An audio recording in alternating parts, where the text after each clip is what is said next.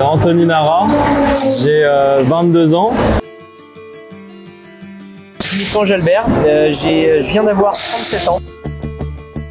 Ouais, on a une certaine harmonie, on partage tellement de choses maintenant, même dans la vie privée. C'est une amitié qui s'est créée. Ouais. C'est plus que sportif, c'est personnel.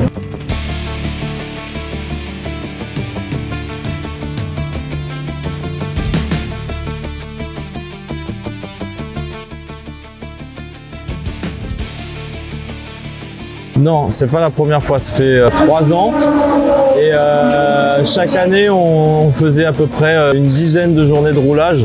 Donc aujourd'hui c'est vraiment, on est vraiment habitué à rouler ensemble. J'étais coach, lui était complètement novice, il m'a téléphoné parce qu'il voulait faire un stage, on s'est rencontrés chez mes parents parce que la voiture que je lui proposais de rouler à l'époque était chez mes parents et puis on a fait une journée, puis 2, puis 10, puis 20, puis 40 et puis il m'a dit bah, j'aimerais bien passer à la compétition et puis on est là aujourd'hui. Aux écuyers sur sa BM E30 préparée pour la piste. Et c'était la première fois que je montais dans une voiture de course, donc avec des arceaux, avec rien autour, les baquets, les harnais. Et j'en garde un très bon souvenir. Je me souviens davantage de notre première rencontre quand il est venu me voir. Je lui ai donné rendez-vous chez moi pour faire connaissance et qui m'a dit bah, moi j'aimerais bien essayer le sport auto, j'aimerais bien rouler en loisir.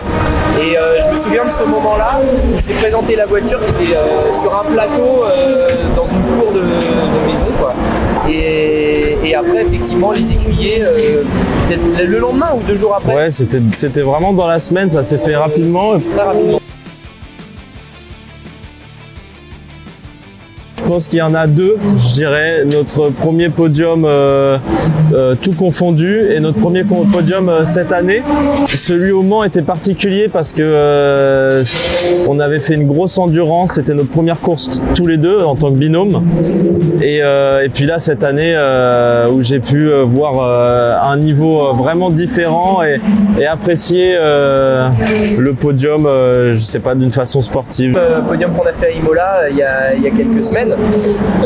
Parce que c'est toujours très, très gratifiant et puis surtout on travaille énormément pour ça parce que on est 2 gros bosseurs et on travaille beaucoup à la maison sur simulateur, sur des caméras embarquées, sur des acquisitions de données. Juste avant l'interview, là ça faisait 2 heures qu'on était sur les datas, les caméras embarquées pour peaufiner et on est capable de rester 2 heures devant un ordi sans problème. Le soir on s'en refait avant de se coucher tous les 2 sur le lit à mater des caméras et c'est ça, c'est gratifiant de travailler beaucoup pour ça, ouais. D'arriver à faire un podium, c'est vraiment top.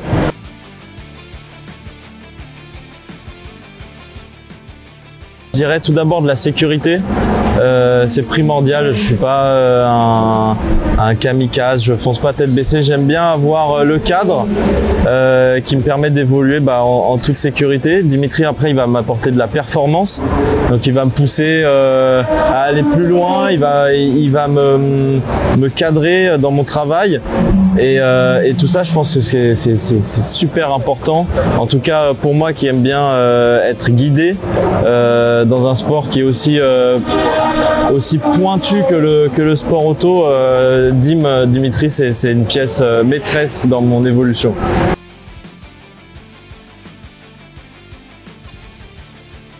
Je fais 200 journées de coaching dans l'année, en plus des courses automobiles. Et donc, c'est très gratifiant pour moi, très plaisant d'amener un pilote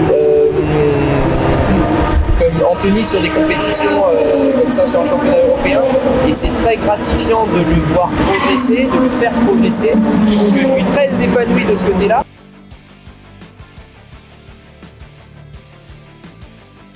Je dirais que son calme, son professionnalisme, sa persévérance, c'est des choses vraiment que je dirais même que j'admire. Il est très bosseur, il se donne les moyens de réussir, ça c'est très agréable aussi. On se prend pas au sérieux, il se prend pas au sérieux, ça c'est agréable. Il est sérieux sans se prendre au sérieux et ça c'est tout de suite ce qui m'a plu chez lui.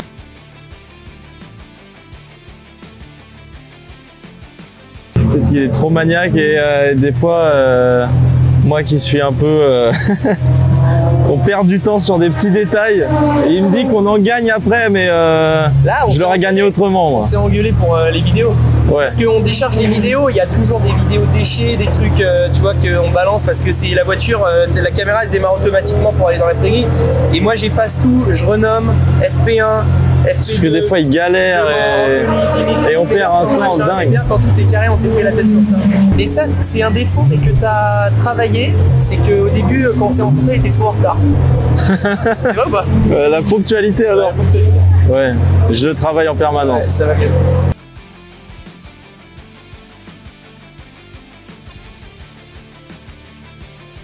De pas griller les étapes parce que on aurait pu peut-être aller en LMP3 parce que c'est notre objectif de tourner en LMP3 peut-être un jour, c'est de pas griller les étapes. On grille pas les étapes, c'est de continuer de toujours travailler, mais ça il va le faire et ça il le sait aussi quand un pilote rookie commence à aller vite, etc. Bah, il y a évidemment beaucoup de gens qui vont le voir, tourner autour de lui, lui faire des propositions diverses et variées. Et c'est important, comme un gentleman, hein, c'est pareil, de rester focus sur, pour l'instant, Pegasus, parce que c'est à eux qu'on fait confiance et c'est à Julien Schell qu'on fait très confiance. Pas s'éparpiller partout et de rester sur l'objectif qu'on s'est fixé. Et ce qui est bien, c'est qu'on se donne des objectifs à très court terme. Là, dans l'année, on sait ce qu'on a envie de faire et on se voit dans. Ouais, on a une vision après. On sait ce qu'on va faire dans les 2-3 années qui viennent, quoi.